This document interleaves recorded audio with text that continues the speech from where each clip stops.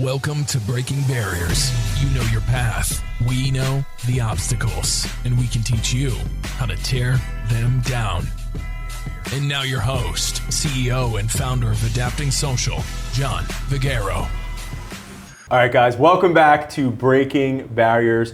I'm super excited.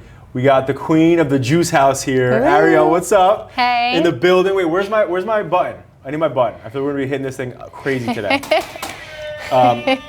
Thank you. You can hit it too. It's if we're feeling it. But anyway, for people out there who maybe have never been to Juice House or don't know what it is, can you give us a quick high level? Yes. So we are juices, smoothies, bowls, grab-and-go items. It's not just that, though. We make it an experience. We have really excellent quality product. We care very much about everything that's on our menu. We focus on everything we do day in, day out in terms of cherry picking every little thing that we order and get delivered, and just basically working on different recipes and the quality and making sure that the second someone places an order and or steps in our store to receiving the item, making the item, leaving, that it's just overall an excellent experience. Yep. Nutrition is a very finicky, scary, touchy topic, so totally. We want the experience to be 100% from start to finish. I love it. And the one thing I will say, not even being biased, is anytime I've been to a location compared to like any competitors, it's not even like comparable. Like product, I feel like that everybody's always so friendly. I don't feel like I'm bothering people. And that's such a tough thing, I feel like, in the world we live in today with like professional and retail, is like you have the younger Gen Z or demographic, it's like you always feel like you're bothering them. Yes. Right? But I've never had that experience in any of your locations. So I think that that's awesome. So now, what made you decide that you wanted to do this? Like, how did you get this, like, I want to start this and do this? So, not to be cliche, but I've been into fitness and nutrition my entire life. Literally back, I say this because it's factual, back to when I was like 7 years old. I've always been very interested in just foods and how it works with the body, how it makes me feel, how that can help me to be a better athlete. So since I'm little, it's been a heavy focus. In high school. Was your parents an influence in that, or was that just you? Like, you're just like? Yes, it was, because, like a lot of people we see, diet culture is a big thing. Yeah. My mom was very back and forth on her weight her entire life. Okay. And she was normal, she was healthy. But back in the day, it was just a major focus, and she always tried to be a lot smaller than she is. Yep. So she was just always trying fad diets, going back and forth, and we I don't think she pushed it on us, but you see that growing up, it kind of becomes ingrained. Yeah. And then my father, on the flip side, he didn't really focus on health. We had like a lot of like very satiating fatty foods growing up, which was fun, nice, very delicious, great, but we didn't really focus on nourishing foods and or how that made us feel. Yeah. So being through both of those things growing up, you kind of see both sides. You have like where we weren't really focusing on nutrition, but then on the flip side, we're focusing on like fad dieting and going through that. And I have 3 older sisters, and as a female growing up, I feel like it's really difficult because, again, nutrition is crazy. Right. You see so many things, you hear so many different conflicting opinions. And when I was growing up, the big thing is just to be as small as you possibly can be. It's not realistic. Right.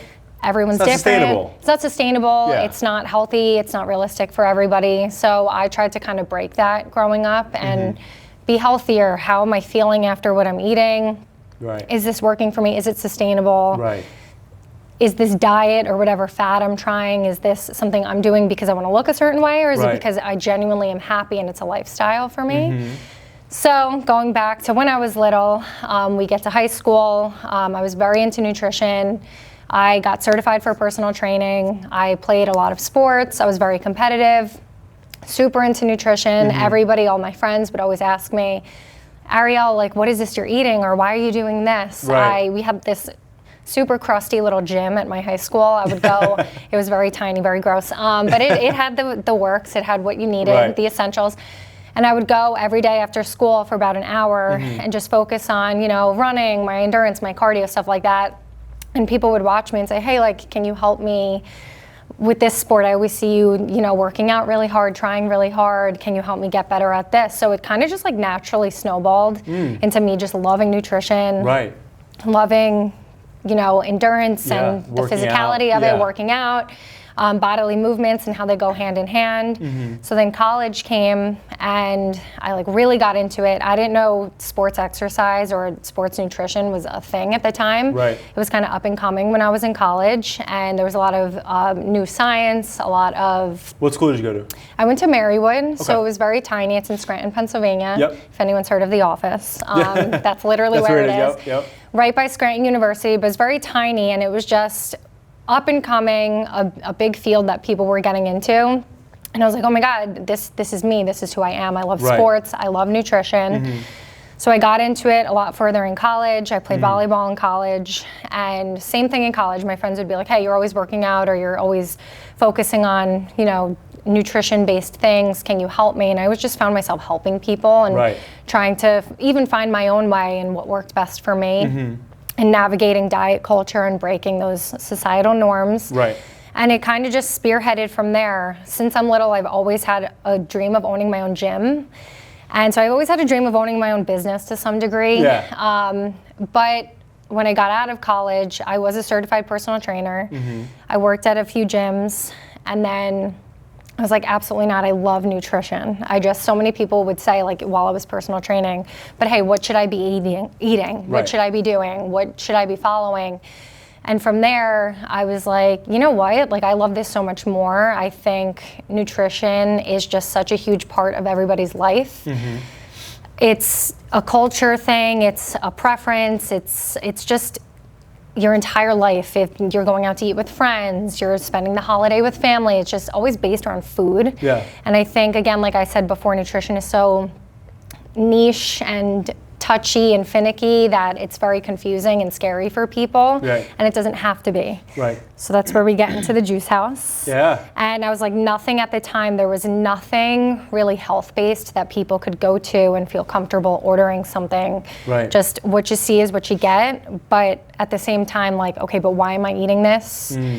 So we wanted to create a super positive establishment that people could go, know exactly what they're getting, but it's very nutritious, nourishing, stuff like that, and people could feel comfortable, saying, wow, I tried something that I would have never had before, but I'm also learning what's in it, I'm learning how I feel after I consume it. And like you said before, you've been to our locations and people have been kind.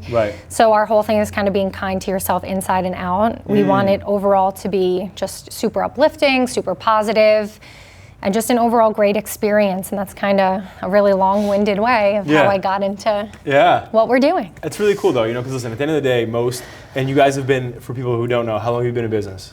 We've been in business, we're coming up 12 years. Let's go. Yeah. So the one thing that's cool about that is because when you think about it, it's like most businesses fail within the first 2 years on average. And obviously you're in a retail game. There's leases, there's so much complexities. Obviously, you're building this business, you're scaling it. So it's not easy to do that, right? No. And so obviously you have to love what you're doing to keep pushing forward because I'm sure there's been obviously some tough times and tough things that have taken place in 12 years, of course. Yes. So, but, for somebody watching this, it's all right, I want to, and actually side note, which I love about you and your brand and what you do is that you're living proof of living a healthy lifestyle, right? There are a lot of people and companies who are have a health brand and they're fat or there's nothing wrong with that. Right. Yeah. I'm not saying there's anything wrong with it, but you're not living what you're selling to people. Yeah. So that there is something wrong with that in a way, right? It's like me being hey, you should have a really sick website, but my website sucks, right? It's or I can't market myself. So either way, at the end of the day, it's one of those things where it's you're living what you're trying to push through your products. You want people to be healthier inside and out, and you're doing it. So it's really cool because that's a leader, authority type figure in this space. But one of the things that's really interesting though is that you see so many fly by night ones open up and close here and there. What do you see as the vision of the future, where you guys are going, for the next few years? Where do you want this to turn into? I think just going off of what you said, it's really important that you're fully ingrained and you love what you're doing. I think like you said, a lot of businesses fail within the first few years. A lot of people think that business is just this cute little thing that, now it's sexy. It's like, wow, look at her. She's an entrepreneur. Yes. It's different than look at everything they have or look at what they're doing. And it's like, but you don't see the behind the scenes. You don't see everything it took to get there, which I'm sure you can understand. Yeah. We have an excellent team. So first and foremost, just kind of like diving into a little bit what you said. Yeah. We have an excellent team who you can have a leader and, we can have a vision, I can have a vision. There's a lot of things we want to do within the next few years. We want to take this brand big. We want to take it across the country. We are expanding into New York. That's the next state that we're going into. We'll get back to that. But stoked for that. I'm like, Hit it. But you can have a vision, but you need to have an excellent team and support system behind 100%, you. Yeah. My husband, who's sitting over there, he's our COO. Shout out to the hubby. He's been with me since day one. We do this hand in hand. We have excellent managerial team, just people who've helped us along the way, a lot of support, just to help make this what it is. Right. So that's first and foremost. Second, you have to absolutely love what you're doing. Like you said, you have to lead by example. You don't have to be perfect, but you do have to believe in what you're doing. You have to be delusional a little bit. Yes, you do. Not a little bit, a lot of it. You have to be very delusional. You have to be foolish, you have to be hungry. Yes, right? You have to be very hungry. Yeah. Business is not something that you can just do. You have to be fully immersed, fully ingrained, willing to do whatever you can. Sometimes it's really hard to find the balance of, really there is no balance. It's kind of just immersing your entire life into what you're doing and making it like this big thing. Yeah. I'm okay, everything's okay. Yeah, and everything's okay, everything's good. Yeah. But finding that balance and just doing everything you can to get to the next level. It's insanely competitive, it's insanely difficult. There's a million moving pieces. Like you said, there's retail, there's lease, there's a million things involved. Payroll, lease, this, that. Yes, that's just a small little piece. Yep. But there's a million moving pieces and you have to wear a million different hats and it's just crazy. You're constantly putting out fires. But on the flip side, it's so beautiful when what your vision is and what you believe in, it comes to life and you create a community and a brand and people really believe in you. And that's where it comes to what we want to do within the next few years is expand. We're very community driven. Again, going back to my initial story, I really wanted people to have a place that they could go. Wow, this stuff is tasty, but it's also nourishing. I'm learning something. I could see how this is fitting in my day-to-day lifestyle. Right. I could see the benefit behind what you're doing, but at the same time creating like a fun, positive environment for people.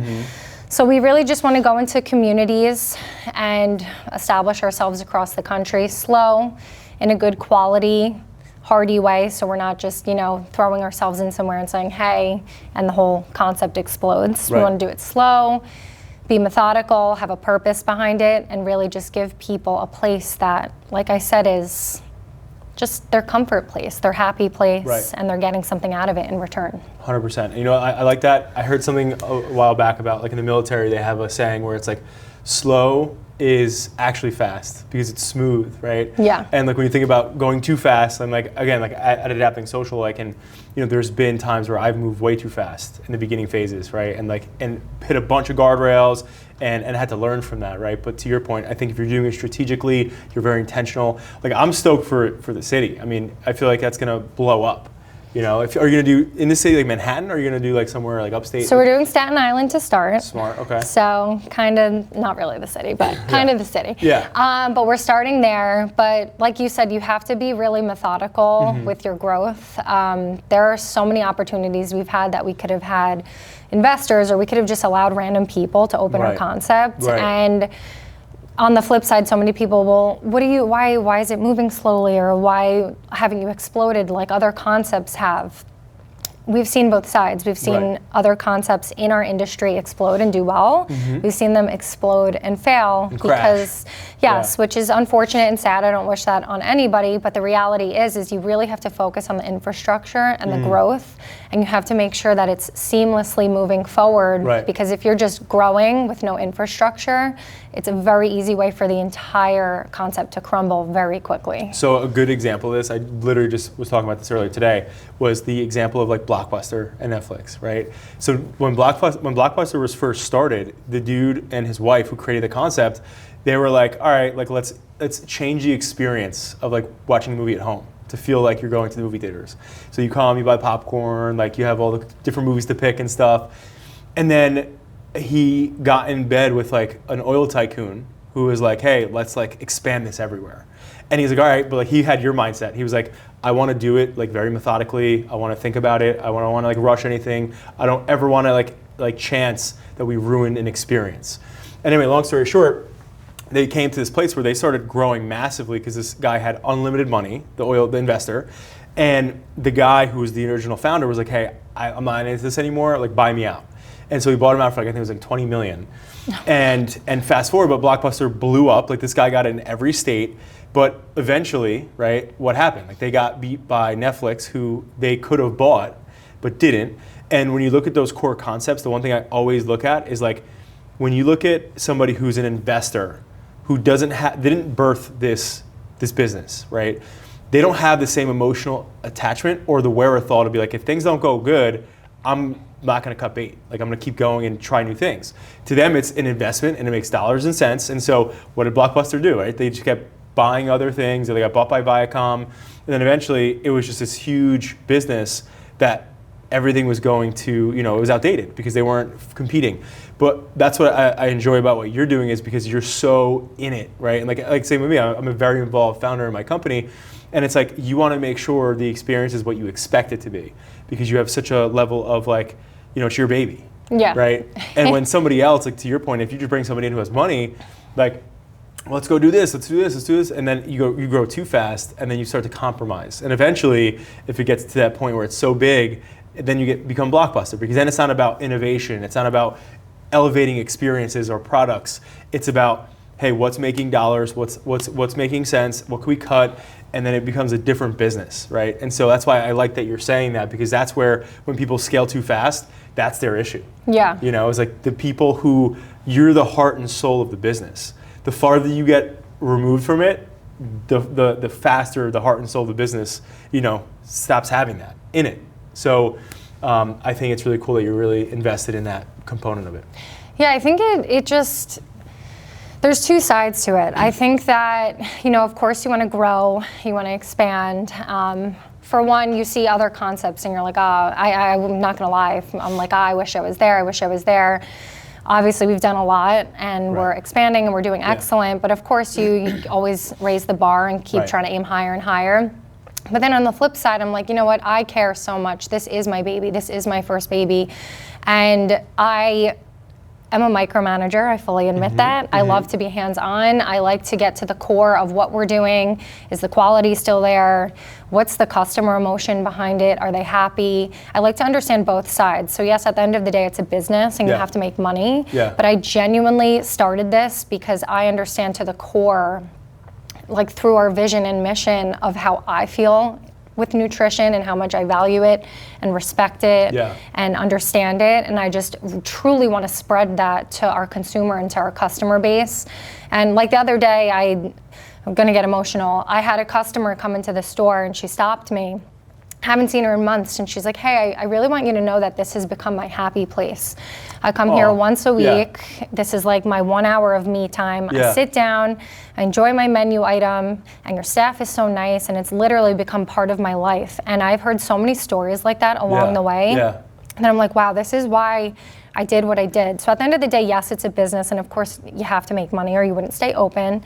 You want to keep expanding and do well, but that is truly the core of why I'm doing what I'm doing, is because of my love and like deep respect and understanding of nutrition. And I just want people to feel that same happiness and understand that it doesn't have to be scary, and that food doesn't have to be scary. It can be like this beautiful, fun thing, and you can implement this into your day-to-day and create a very happy lifestyle for yourself. Yeah, that's beautiful, especially because again, you build the business, and then eventually it becomes like an organism because it takes on a life of its own. Right? It's like that for that lady in her own like sub-life, right? She's like this person who now what you started and created and you're not there giving her the experience hands-on, right? Like the thing that you created is. Yeah. And that's a really cool thing. Yeah. So I asked this question to every husband and wife team. So obviously my wife she's the CFO of all of my companies. And so I love to ask this question. We get this question asked a lot from our fans. First question is, when it comes to your guys' communication, like on business, like will you find yourself like you're at dinner, or if you're on like a date night, or if you're out, or you're in bed, like how's payroll? like is it like, is that the level of like, are you guys like, or do you have boundaries? Like how do you guys operate that way? So I would say one of my biggest flaws, and I fully own this and admit this, is that He's like, this is being recorded, right? I know, like he knows this. I am a micromanager, and I do find it really difficult to have boundaries because I genuinely really love working, and it sounds very cliche and corny, but I do. I love what we do, and it just— I'm the same way, so I understand. I get it. And for me, there's really no off button, and I need to learn that there's boundaries, like there's life outside of work. We just had a baby. That's bringing a whole new light and understanding and perspective of life for me, and just kind of focusing away from just business 24/7. My husband is very, very, very good at turning it off. Having boundaries, being present. When we're home. When we should be enjoying something, we should be enjoying something. So for me, it's a work in progress, and I'm genuinely working at it. I am. I'm not going to sit here and lie. But I mean, to say that, the business is 24/7. It is our livelihood. It is our first baby. So it is hard to find that boundary, and it is. It's very difficult. But for me, I'm continuously working at it and just trying to find other deeper meanings in life. Listen, I think it's a really good point. I think one of the things, Arielle, like with me, is like I had this guy. I was on his podcast, but he's a Harvard professor, and he does. I can't remember his exact name, but he's in the field of entrepreneurship at Harvard, and he's like, the issue with you, because essentially what you just said there is like what I said. Like he was asking me, like he was like, I'm gonna get your profile. Like he's like, you're a hyper type A, and like I'm like, yep. And he's like, because I said to him, like, I don't, like, anytime that I'm working, whether it's I'm like, I have to put out a fire, or like I'm like innovating, or like thinking about future vision stuff, like, it's not like, I don't not like doing it. I enjoy doing it. So like, I'm not like, damn, I gotta pick up a phone call right now, like, or I gotta answer this email. Like, I enjoy doing what I'm doing. So, but he's like, you're the guy that'll get the beach house, but never enjoy the view. And he's like, that's your type of, your A type, your hyper A type. And so, but my coach at the time when I went to this podcast, he was like, listen, he's like, this is the thing. In life, you're either gonna learn to accept who you are, and your spouse is gonna learn to accept who you are. Because with me, that was always my issue with my wife, Jacqueline, is like we'd be at like, because since I started AS, like actually let me rephrase that. Since I was dating her, right, I was like, we lived together. I was like out of the house at like, like 5 a.m. and I was back home at like 9 or 10. And so like that was like our relationship. Like I saw her rarely. So like when I was at events or like family parties or whatever, like I'm like this like the whole time, especially back then. But the thing that my coach helped us both understand was like, he's like, listen, like, because if I'm not doing what I'm doing, I'm not going to be happy. Like if I'm not working and doing the thing and building, I'm not going to be happy. It's just how it is. And so we learned to like better integrate instead of balance, because right, balance either equals a 0 or it's tipping one way, right? It's like never going to be perfect. So it's like a harmony. So like what we've done on my side, I'm just sharing this out here, obviously with entrepreneurs that might be finding themselves in the same spot, which is like, like at the end of the day, if it's not in my calendar, it doesn't exist in my world. So like for me, it's like in my mornings, I schedule time to be with the family prior to my day starting. I schedule time like at night where I'm like, hey, this is like a no-fly zone until I put the kids to bed, and then boom, I'm back on. And like that's helped me because it's like I'm not like I'm off completely. Because when I went, my first time ever being unplugged, like in my career, was like, and I kind of, my wife already knows this, but like, so when I went on our honeymoon, right? This is 2017. I never at that point in time have ever been on a vacation or anything that was ever unplugged on. My wife was like, you have to promise me you're gonna leave your work phone with Chris. And I was like, no, and then I did it. And when she was in the shower, I was like, yo, what's going on? Give me an update, do you need me? And so it obviously wasn't great, but my point though is I feel like where it's helped me be better, right, is like also the higher thinking of like, I could be a micromanager and be like, what's Rob fucking up today? Or what's this person doing or what's that person doing? But realistically, like when I was in Tony Robbins' like coaching group that I was in, he was like, John, he's like, if I was at he owns like 500 companies or something crazy. He goes, do you know if I went to every single company right now, I'd be pissed about at least 5 things, if not more. He's like, but like you have to put the team and the people in place where you trust them enough, and the long-term thinking of your team is that ability for them to gain your trust, so that you don't have to micromanage. And so anyway, long story short, like I still am who I am, but I've gotten better within those windows of blocks where I'm like, all right, I'm gonna be with my family for dinner, I'm gonna be with my family in the morning before I go to work, and it like supercharges me because when I'm in and out of those windows, I'm like a fucking horse running out of the gates versus like just constantly fumbling and like going around and looking at the phone all the times.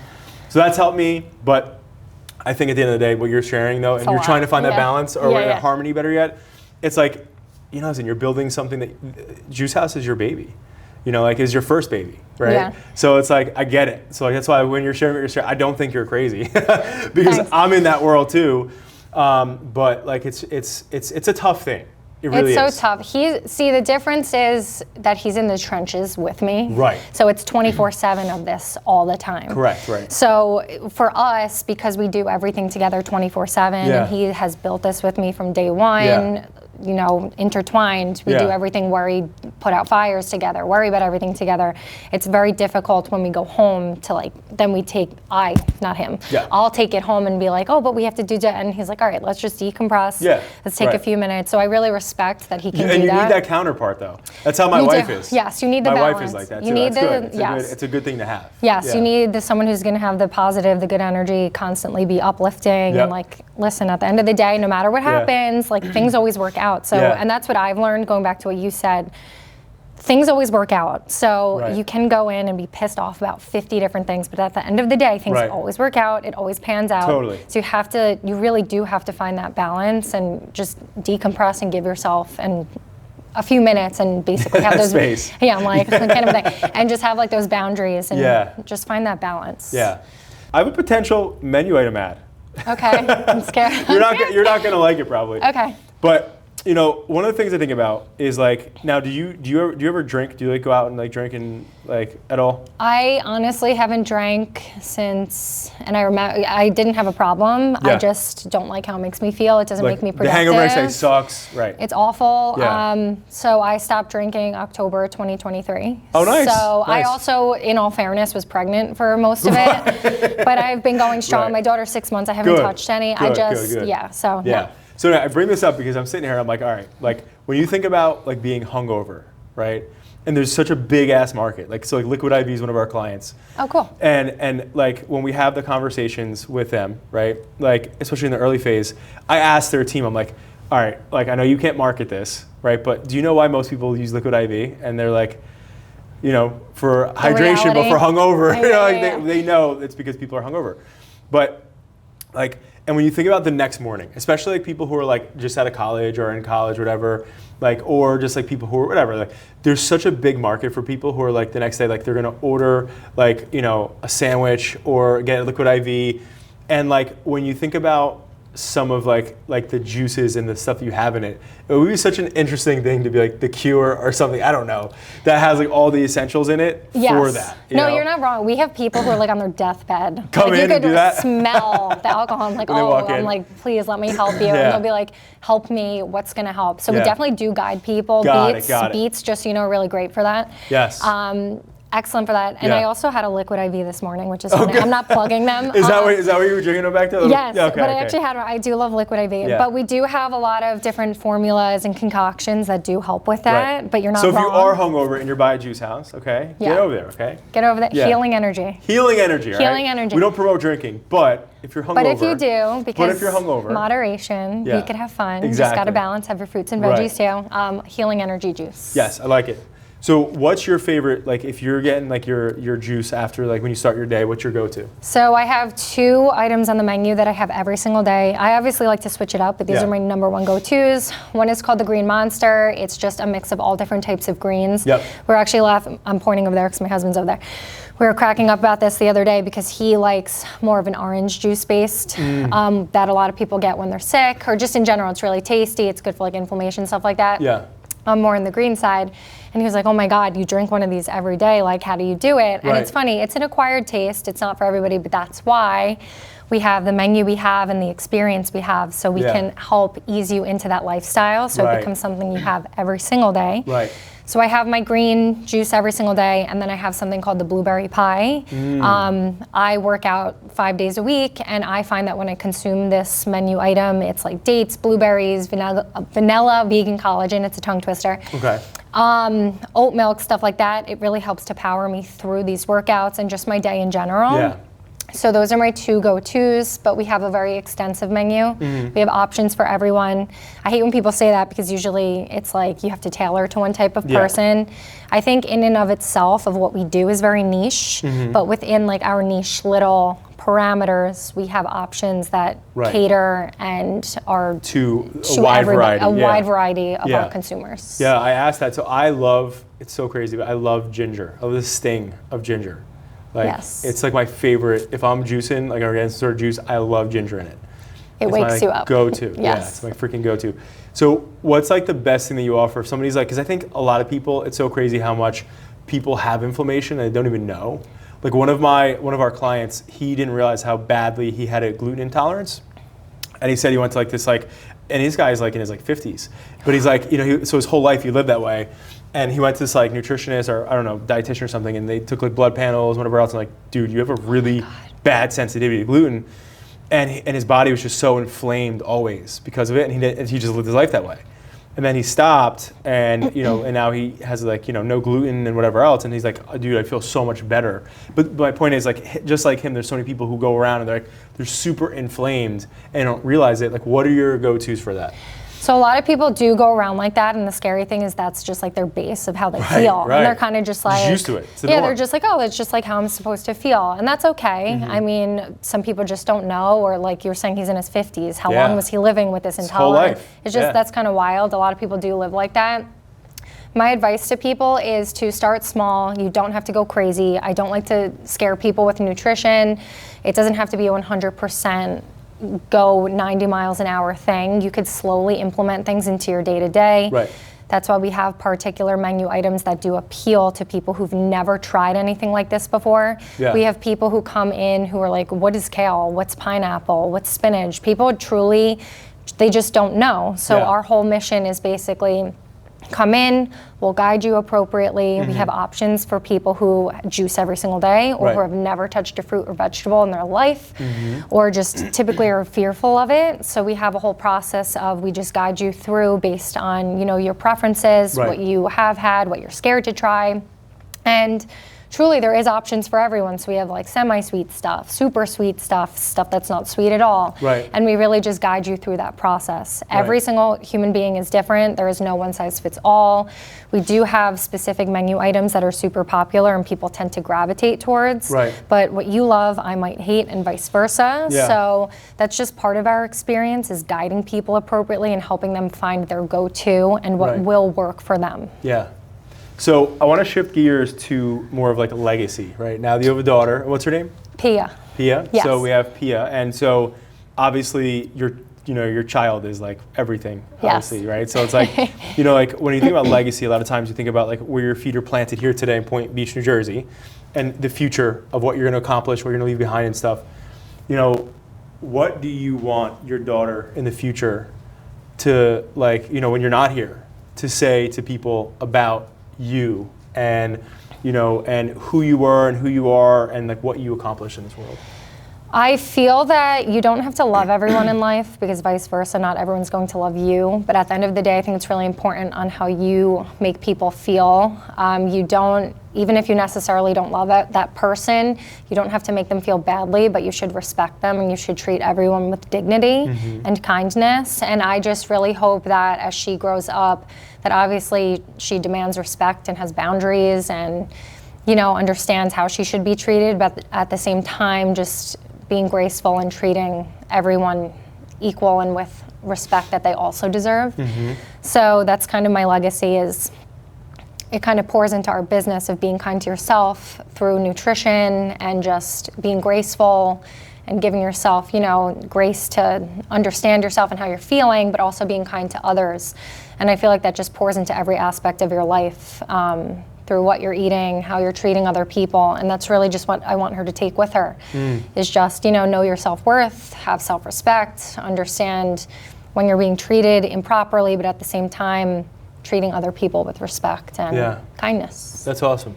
Yeah, that's really cool. Thank you. And has there been any sort of like, now, so through the past 12 years, obviously there's been some hardship, I'm sure, right? Of course. So has there been anything like, whether it's like a family or an Arielle OG quote, like is there any sort of like, when you think about resilience, is there any like quotes or adages that stand out to you? I shouldn't be cursing. You can curse. This is our podcast was marked explicit. That's cool. Because of cursing. I have an explicit mouth. I think that you could do whatever the fuck you want to do. Within this 12 years, I've heard it all. I've seen it all. I've heard I'm stupid. I've heard you can't do this. I've heard you don't know how to run a business. I've heard there's so many different things, but at the end of the day, give me any task and I will fucking do it. Yep. Tell me I can't. Tell me I can't. But I don't know, there's so many that there's just so much advice that I could say to people, especially going through all of this and digging through the trenches to be where we've been. But I think one big one is like, why not me? Like, why can't I be this huge, big thing? I'm the only person stopping myself, and that's really just a major thing that everyone should tell themselves. Why not me? Like, I can, just because someone looks like they're doing like this huge big thing, why can't I too? I can too. So I love that. You have such a great mindset with all this stuff. I really appreciate and respect your mindset. Thank you. How did you get that? Were you like out there, like, was there somebody in your life, or was it you just kind of building it on your own as you kind of grew? I think that it takes a lot of work. I'm not perfect. My husband's very supportive and he helps. When I first met him, I wouldn't say I'm timid. I've always been like super outspoken and like say what I need to say. But when I was younger, just a little scared to speak up for myself, or, didn't demand the respect that I should have. And I think he's really taught me, like, stand behind what you do, stand your ground, speak up, say what you gotta say, obviously respectfully, and just move on. And I think that's really helped me to like step into myself and kind of demand that. I think everybody should, just because you just should. There's boundaries and self-respect, stuff like that.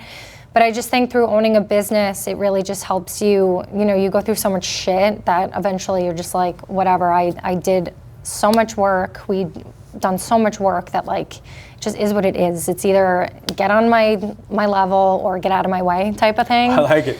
And you just, same with you, like you just, again, we have excellent employees, excellent team who stand behind us, who help us, helped us to be where we are. But at the same time, like, you will have those instances where people are they're just shitty people. And that's fine. You just gotta get out of my way and keep it moving. Totally, I like that. It's so funny, I saw this thing on TikTok where Rick Ross was like, his 2025 mode is like, somebody called him, he's like in a meeting, and he's like, hello? And he puts it on speaker, and they were like, hey, what's up? I have a quick question. He goes, wait, are you calling me about money? And they were like, no, I have a question about this. And he goes, then what the fuck you calling me for? And hung up the phone. Yeah, like, no. But it's like, at the end of the day, it's like, it's just about making moves, right? And you want to work with people who are in alignment. I think it's so important. And for people out there that, own a company or are building a brand or building a business, having the right people, back to what you're saying with like, just whether it's an investor or it's somebody, who's a potential, franchisee or an employee or whatever, you have to have the right people on the team. Because again, they're representing you when you're not in the room. And also, they could be, really hurting you. And I'll never forget this. When I was in Cali, I'll never forget this. I was at Cali's a different pace than where we're from. Everyone's like chill and it's like laid back. And me and my wife, we were at this really nice restaurant. It was a privately owned restaurant. And we get there, and this host was like, just like, in her own world. Like, we got there, we're sitting there, and it's not busy, it was early, and she's just kind of like walking around the restaurant. She saw us, and she was like just walking around for no joke, like 20 minutes. I was just standing here, right, like 20 minutes. And again, we're from Jersey, New York area. Yeah, it's like, all right, oh, hey, what's up? Where do you want to sit? Like, let's go. I'm sitting here, and it's 20 minutes, and she's just kind of like fiddling with shit, and I'm just like, I can't. Hello? Like, and eventually I was like, hello, and my wife's like, you gosh, like, and she came over, and she was so freaking rude. And I couldn't believe it. Like, I didn't say anything to provoke her to be rude. I was just like, hey, we're gonna book a reservation for later tonight, because we're in the area now. and she just was so rude. It was like we were bothering her, and I couldn't believe it. And I was like, dude, this is the issue with like, you know, business owners who are not in the room or hire the wrong people. Because like, again, like I know like Cali can be stuffy anyway, but it's like, no matter what, business is business. Like if somebody comes in and like that's how they're treated, like that represents that restaurant. Yeah, and you're just like, oh. Like I'm not, I'm like, and honestly, we didn't go back. I didn't go. I wound up like leaving. I'm like, I don't want to go. Like I'm not going to go here. Like so we went somewhere else. Like because I was pissed at that situation. But it's like when you're hiring people like that, especially when you have a retail store. Oh my gosh, it's so important. So hard. It's so hard. important. You have to be on 24/7, especially like you were saying, from the tri-state area. It's hyper competitive. Yeah. Things come a dime a dozen. People could go anywhere, and we're just insanely high paced. You have to be efficient. Yeah. You really have to care about the quality, the service. All of that matters. Every little detail matters, and it's just a constant battle day in and day out of ensuring you're surrounded by people who understand the vision and help to push that forward. Totally, and like a good example of like what we were talking about earlier. I was at Five Guys when my family was sick for like 2 weeks, the flu and stuff, and I would go run out to Five Guys real quick, and I'm sitting there, and there's like it's like decently busy. It wasn't too busy, and this dude behind the desk was like a total asshole, and this older gentleman was like waiting for his food, and he was clearly getting pissed off. I guess he was waiting for a while, and so he was like, you know, he kept like looking like, you know, like to see like where his food was, like giving like the eyes, like the gawk. He was like, you know, the kind of like, is that my food? Like, is that my food? Where the fuck's my food? Yeah. And long story short, you know. The dude that was behind the counter walked over to him and he goes, "Sir, we're busy. Do you see all those tickets in the window?" Because there was like maybe like 10 tickets. And the guy goes, "Yeah." And he goes, "That means I'm busy. So it means I'm busy. So you're gonna have to be patient." And the guy never even said anything. He was just like, he gave the gawk, you know. But it was like, it wasn't like he was being a jerk. And I remember I was like, my skin was crawling. Yeah. I was like, dude, this kid, and he was a younger dude. I was like, you little piece of fucking shit. Like, and I say that because it's like these, again, like if you're gonna go work somewhere, right, and like you're gonna have that like you're bothering me mentality, or you're like a dick, like fuck you. Yeah, like because you're ruining a business. Like that's what I don't like. Like, even though Five Guys is bigger and they're a bigger corp now, like it's a business. That's a franchise that somebody's putting their money into. They're investing, and if you're gonna be a jerk off, like go work at a job from home where nobody can see you. Yeah. Like you fucking asshole. Like now he wasn't an asshole to me. He was actually really nice to me.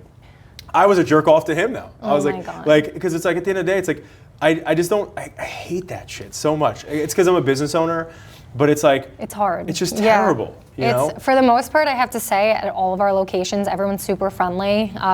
Yes, of course, you get people here and there that you're like, all right, perk up, like calm down. But have you ever considered doing like a disc test on these people?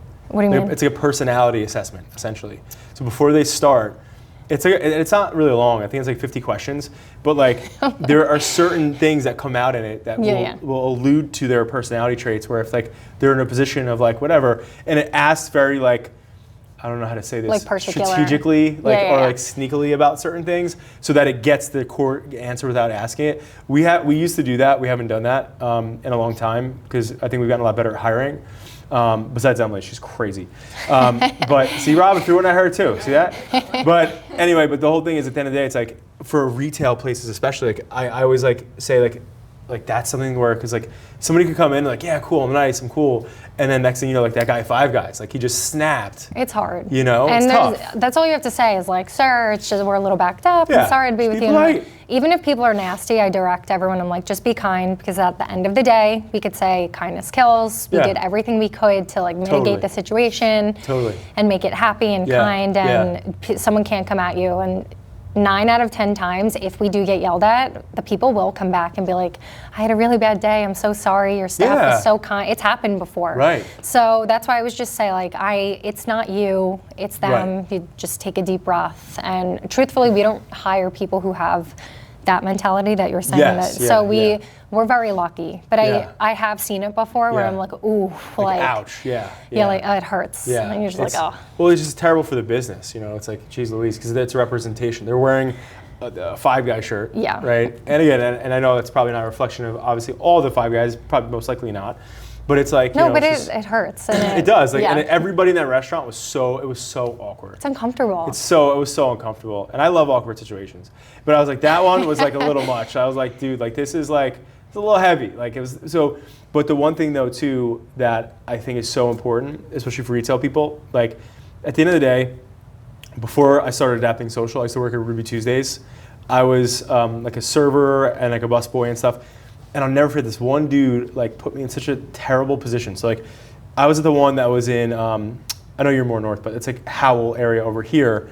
And it's on an intersection where like it's very diverse, that whole area. Because there's Lakewood where there's a lot of Jewish people. There's Howell, and then there's obviously at the time back then there was a lot more. There was more blacks in Lakewood as well, and so we had all the gamut at all times in this restaurant. It was like a melting pot. So I'm sitting here one day, and it was a Sunday. So on Sunday we had it was mobbed typically because people would leave church, come in, and so long story short, I'm sitting here and I have like these big parties all next to each other. I'm running around because we were short-staffed that day. It was an early day. And fast forward, this one dude was like, I didn't get to him fast enough for, what he wanted. And he put me in this like terrible position where he was like, why are you serving them and not me? And I was like, sir, I'm so sorry, I'm busy. I'm like, I'll get right to you. And he like made this big up in arms thing about how like I didn't serve him versus somebody else. And so, but I had a huge takeaway from it. So, because in that moment, I've never been put in that position before. I was like, dude, like what the heck? So I got them everything they needed. They were rude the whole time. And I was just still happy and like nice, whatever. And fast forward, they were like the last table to leave, and he pulled me aside and he apologized. And he was like, listen, like, we had a tough day, and his mom just died. Oh, yeah. And so my whole point though is like, you don't know what people are going through, right? And so like if somebody is having a bad day and they're a customer, as somebody who's working at the store or just working in the company side where you have your work boots on, it's like if somebody's going through a tough day, don't let that impact or take storage in your head, right? Yeah. Like, if you're blessed, you're having a good day, whatever else, like, and they're pissed off, that's on them, right? Like, don't let that affect you. Like, keep your cool, be who you are. Don't let them pull you into that situation. It's hard. And in that world, in that situation, I remember all the servers that were there. That was like, dude, like, that's really awkward because again, he was like saying certain things, and I kept my cool. I kept doing my thing. I was composed, and at the end of the day, like, he had some terrible stuff he was dealing with. And he took it out on me, and he apologized for it, right? And like, but if I was like, "Fuck you," like, what are you talking about? Or if I was like an asshole back to him, like, it would have been terrible, right? So like again, like you can't control other people's mentality or their moods. You can't, but you can control yours, right? So like at the end of the day, I've always been that way. Like if I'm in a situation where somebody's pissed off at me, like I'll try to be like, all right, well, like, let me hear both sides and let me like be level-headed.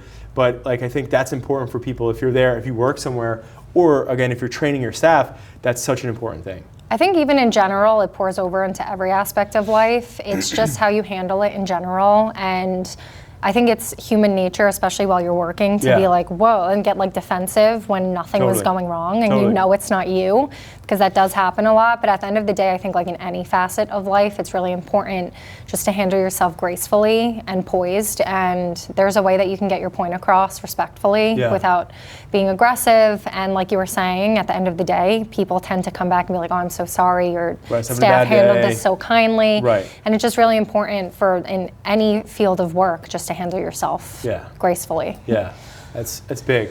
So all right, so we're getting close to the end here. So this is where you plug yourself. Where can people so throw out locations and then like website and your social and stuff? Cool. So we are at the Juice House _ on Instagram. We are on every social media handle. Right now we have 5 operating locations that are up and running: Montclair, Union, Freehold, Garwood, New Providence. We are expanding into Staten Island and several other parts of New Jersey. Check us out at www.thejuicehouse.com. Where else? We have our app, which is the Juice House app. There's many different ways to get to us and find us out. Boom. Yeah. Well, thank you so much for what you do. Thank you. And congrats on your success. Thank you so much. Both of you. And I'm excited to continue to see your journey as a mother and also an entrepreneur. It's cool. And what happens next? We are just working on expanding, enhancing the quality of our brand, making sure the customer experience is excellent, and like I said before, just strategically and methodically plotting out our next move, and just being community-based and offering the community great products. Let's go. Yeah. Good stuff. Thank you for being here. Thank you. Thank you.